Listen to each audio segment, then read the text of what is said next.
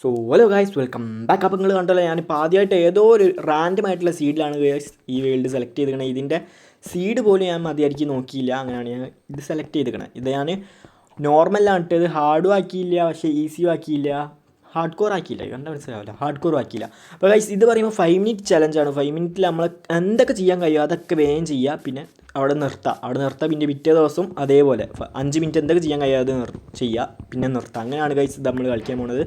അപ്പം ഈ 5 മിനിറ്റ് അല്ലാതെ ഒരു മിനിറ്റ് പോലെ, അല്ലാതെ ഒരു സെക്കൻഡ് പോലെ നമ്മൾ എക്സ്ട്രാ കളിക്കൂല ഇതിൽ.